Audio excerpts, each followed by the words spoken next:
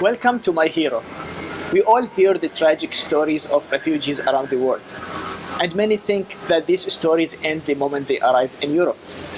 But today, our hero is a brave Omani lady who traveled all the way to Athens to tell us a different story.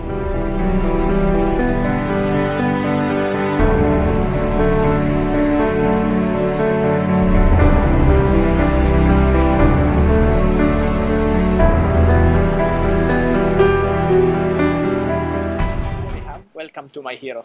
Thank you for having Well, me. Riham, in September 2017, you embarked on a journey to Athens that changed the way you look at life. So, can you explain what happened in Athens? How was your journey? Well, my friend Rashariami and I decided to travel to Greece to do some voluntary work with refugees. I wanted to see the situation myself to learn how best I could help the refugees, not just from Greece, but also uh, in here, from here. And also how best to help them directly rather than go through big organizations where in most cases most of the help would get filtered down by the time it gets to the refugees. Why so? Why does it happen?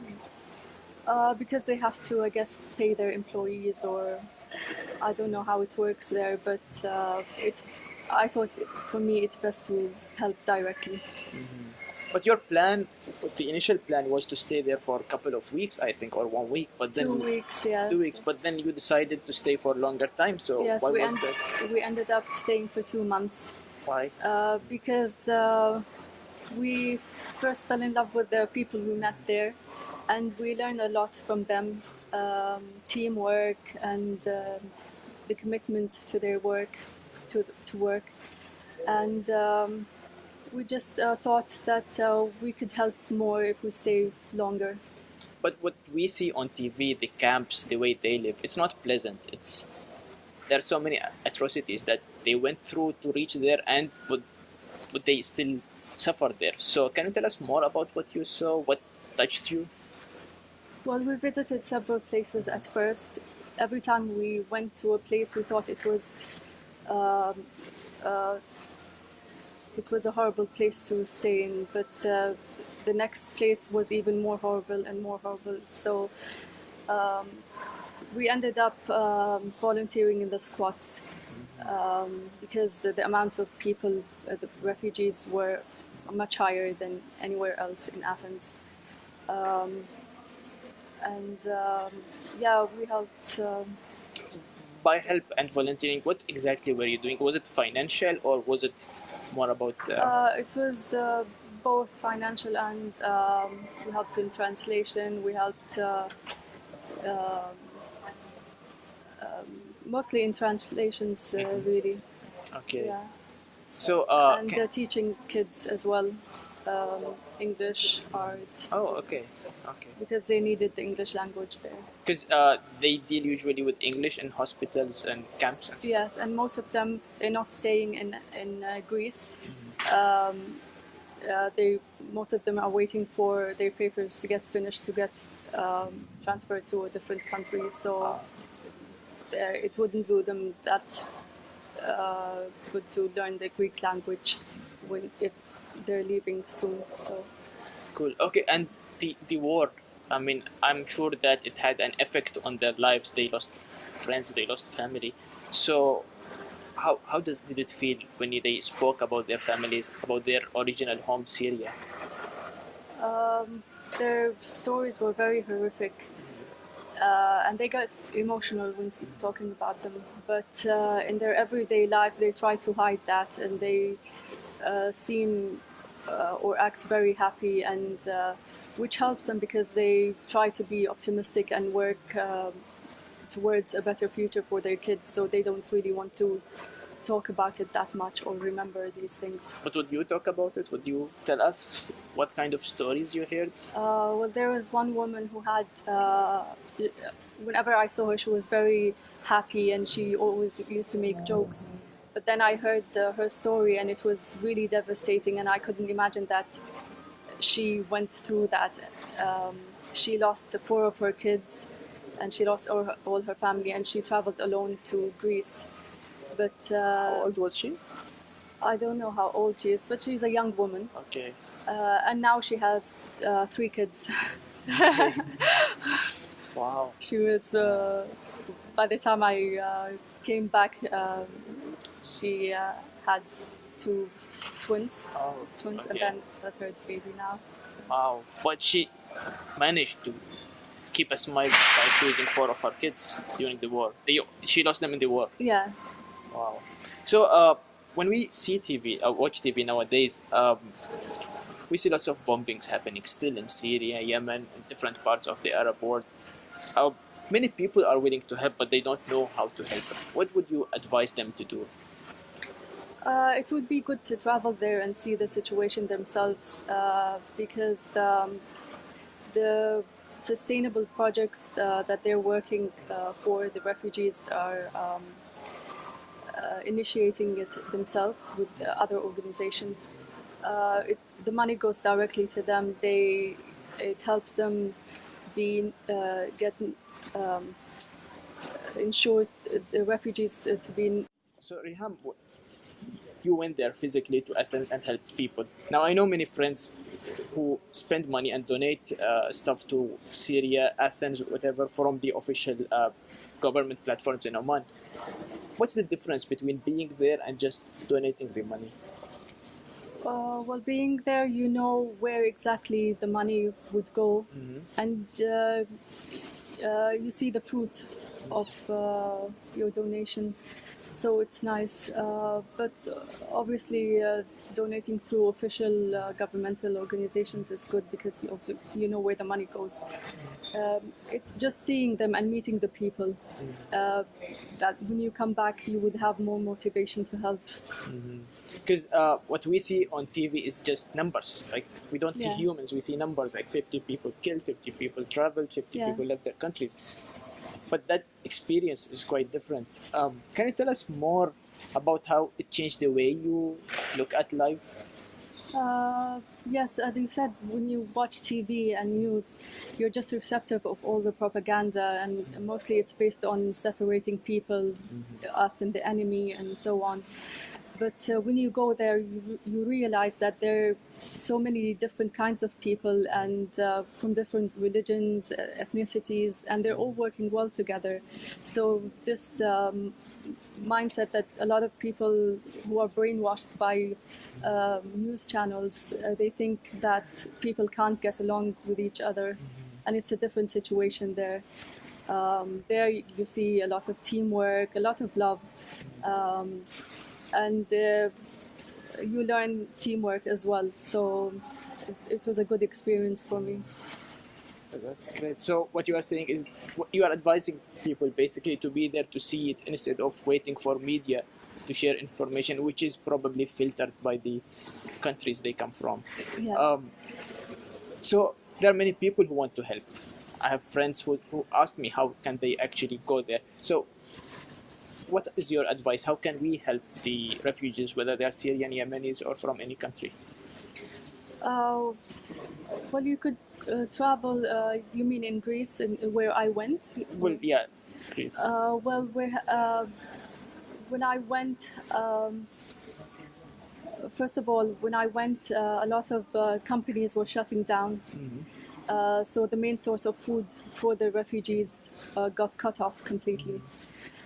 So it would be good if you travel and see the sustainable projects that they're working towards to get to be non-dependent on organizations and charities, and to give the refugees the means to work for themselves. So that it'll be a great idea for anyone to go and see that. So it's more about empowering them rather than just giving them money. Yes, So and they don't want charity. Exactly. So Anyone. what are these sustainable projects? Is it in farming? Is it in normal? Yeah, it's mostly in farming. So they have these farms, and they work there. They get salaries. The food they get from there, they eat, and it helps them a lot during Ramadan. As I said, the main source of food was cut off from the organizations that were providing food. So if they didn't have these projects, they wouldn't have had food to eat. and also salaries, wages for their work. And when in your time there, have you seen any other Omanis going there to volunteer? Yes, there was an Omani lady there, and then me and my friend went. And when I left, there another Omani lady visited for a few days, and I heard that there was an Omani guy who went for just one day. But some Omanis are starting to go. And that's only one place, so you think in other areas there must be more? Yes, actually, I know one who went in one of the islands, who helped there as well. And he gave me advice before going to Athens. And how true is that? Because we see on media that refugees are discriminated by the local citizens. Is that true? And have you seen local citizens helping refugees? Yeah, there are a lot of local citizens helping. I think the Greek society is very open-minded and helpful, and obviously there are some people in the exception. They also have this neo-fascist groups who have special days for them. So during these special days, refugees have to be very careful. Oh, really? Yes. So they might abuse them? Yes. Yes. Oh. But most of the population are very helpful, very kind. Actually, the Greek volunteers are the best ones. Wow. They work very hard. That's good news. Well, my final question is, since you are an artist and you use that talent to help refugees, can you tell us more about your initiative? It's an initiative that supports sustainable projects that support better living conditions for refugees. And it's called Art with Refugees, which I've started with a Syrian humanitarian called Sulaiman Dakruk. And he also is one of the people who initiated the sustainable projects, the farming ones. It's basically a traveling exhibition of artworks by refugees themselves and artists worldwide. We've had 3 art exhibitions so far, one in Greece, one in Barcelona, and the last one was in Oman at the Grand Hyatt, with the participation of many Omani artists and foreign artists who did a wonderful job of creating powerful pieces that spoke about the refugee crisis. So it basically, this initiative does several things. It raises awareness, which as an artist is very important to me and to Sulaiman Dakruk, because he's an artist as well. It raises funds for the sustainable projects, so it gives the refugees the opportunity to have the dignity of sustaining themselves. It also is a soothing experience for them to put everything, their emotions and thoughts on canvas. So. And what were these emotions and thoughts? What were most of the paintings about? Some people drew their old houses in Syria before they got destroyed. Children painted war scenes, which was very sad. And some of them painted their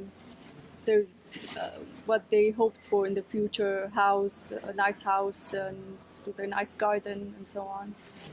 So, to better understand the initiative, is that you go to Athens, you do workshops on paintings, and later you bring the paintings in Oman to sell them, or can I understand, like, in details, how do you do that? Well, I go to Athens, or Sulaiman Dakruk is there as well. He paints with the kids. And whoever wants to have an exhibition in wherever country, we're ready to support that. So the first one was in Athens. It's just like a normal art exhibition. So, but obviously it raises awareness, and yeah, that's it. We managed to do 3, and we're hoping to do more in the future. Good. So you told me earlier that you're going to Athens in March again. So why is that trip again? Is it part of the Art for Refugees, or it's? It is, yes, of course, part of it. And also I wanted to see how the fields are going, and wanted to see the refugees that I've met and see how they are. It's a short trip this time, but hopefully next time it's going to be longer as well. So we might paint with the kids again. Cool. this time. And how was the reaction? Because when you held the gallery in Oman, many people pitched in to spend money, and they know that this will go after all to help the refugees. So how was the reaction from the artists themselves and your friends? My friends were very supportive. As I said, I was there with my friend Rasha, so we were supporting each other. Then when I came back, the artists and the art community were very helpful. They were fully on board with the initiative, and some of them reached out and asked if they could contribute to this initiative. Some of them handed in paintings right after returning from a trip, so jet-lagged, sleepless, but still they managed to hand in their paintings, like Ibrahim Gailani, known as Gailani Art, Umayma Al-Sinani, Rawan Al-Maharouqi sent her pieces from England. Sara Al-Awlaqi contributed with the venue and a beautiful piece. Istabraq Al-Ansari contributed with a beautiful piece and also helped with advertising. Some of them helped with, we ran out of easels last minute, so artists came with their own easels. They were just any help, they were fully on board. Fine Art Society provided easels as well, so the art community was extremely helpful. And all the artworks were sold during the. Not all of them, but some of them got sold, yes. That's great. That's great. Riham, I'm done with my questions. Okay. It was really nice having you here, Riham. Thank you so much for your time, and wish you a very safe flight to Athens. Thank you so much for You're having most me. welcome. Thank you. We travel not to escape life, but for life not to escape us. Not for the airports, but the moments we want to never end. Not for the status or the symbols, but the places we've never been. For the new perspectives and what remains to be discovered. For a chance to know something new. For the experiences we've acquired and those still yet to come. For the stories we are given and those we create for ourselves. Every story has one thing in common, a beginning. By the end, we are not the same. We are more. Live the intercontinental life.